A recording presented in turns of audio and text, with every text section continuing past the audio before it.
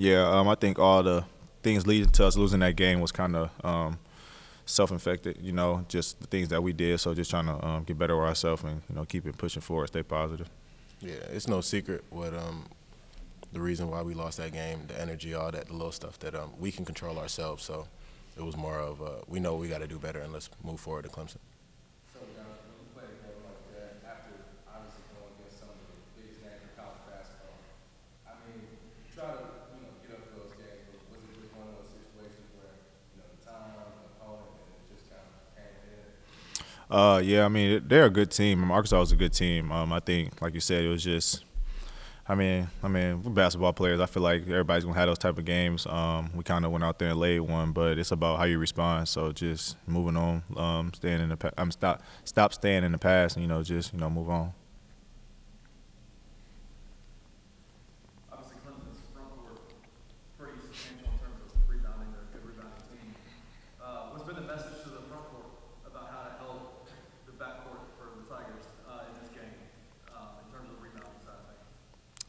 It's really been a whole team effort. It's we've been talking throughout film as it being a gang rebound, all five guys helping out. It's not just on Musa or Dane or Nick. It's on all of us to go down there and help out because they are a really good rebounding team. So it's going to be a full team effort. This is a game where, for Clemson, it's a revenge game. You'll have a couple of these as you play a few more of these non-conference opponents. When you know you've got a team that's going to be hungry to kind of get some get back from a year before, maybe 2 years before. What does that do for you as the guys have to go into their building this year? It's a push for both of us. They say it's their revenge, but we're coming off a loss also.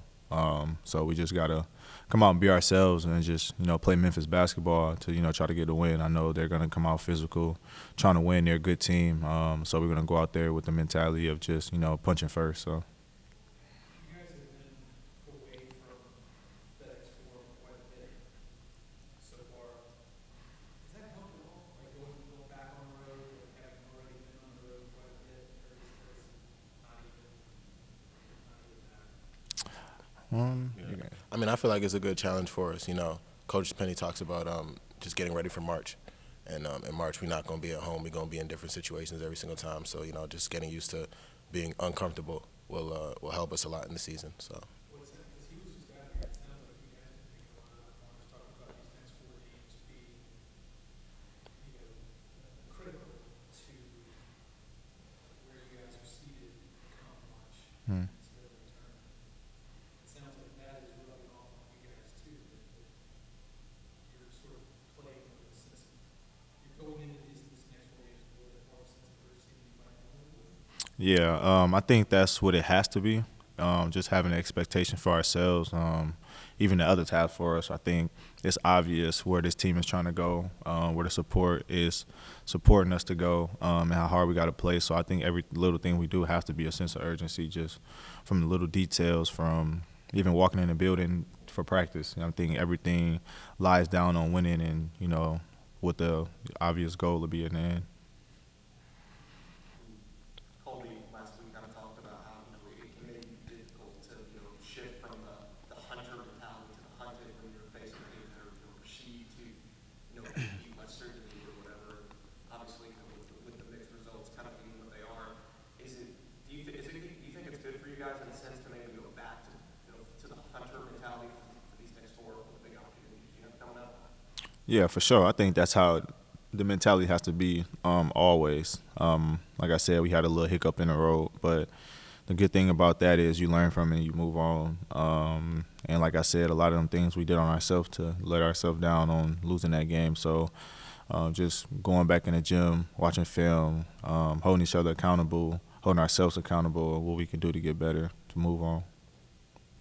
Is Clemson like what you guys are expecting it to be straightforward, or is there how much of a possibility is there that you see something you haven't seen before? This far into the season, we kind of know who teams are. So when it comes to a team like Clemson, we know they're going to be tough. They're going to fight. They're going to, be disciplined. They have a lot of returning guys, so they know that system and everything. But I feel like at the end of the day, we just got to be ourselves. We got to be the tougher team, as Coach like to say. We got to be tough. We got to run our stuff and our actions with speed and everything like that. And I feel like if we handle what we need to handle in terms of non-negotiables, then we should be all right. When you say non-negotiable, what do you mean by that? We pride ourselves on the defense, so things like stick hand, not getting blown by, box outs, things of that nature. Box outs going to be big this game, obviously, but just the defense. Offense will come. We got shot makers, we got shot takers, we got bigs inside that's going to do what they do. So, but if we stop the team on the other end, I feel like we're going to be straight regardless. It's a question for both of you guys. Start with Tyrese. How do you guys, go about guarding the perimeter, especially like in a road environment? It's louder, you got to talk more. Like, what goes into preparing for that? I think that's for sure just, talking, whatever the game plan is, whatever it's switching or 1 through 4, 1 through 5, or just our regular coverages, you have to talk regardless.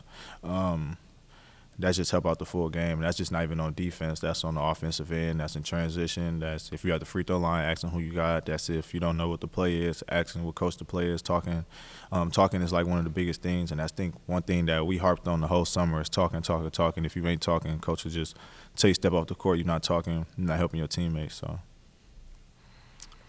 Yeah, everything he said, everybody being on the same page, and then also just I feel like we got some of the best defenders in the country on the perimeter and inside. So, just staying in front of the ball, not having to help, so we don't got to get into rotations and things like that. So, that's something big for me to stay on the ball, stay in front of the ball, and defend at a high level.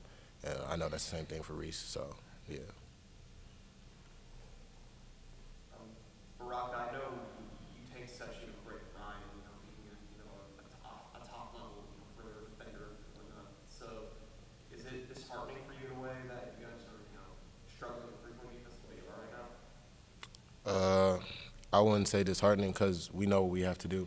I think it's just, we have to lock in on whatever the coach is telling us in terms of the scout, who are the shooters, who are the drivers, and things of that nature. And then we just have to go out and execute because the coaches are giving us the plan. So I think once we get better at just fully locking in, like last game, we had a little hiccup. But when we lock in fully, y'all seen when we lock in fully, we can be a really good defensive team. So.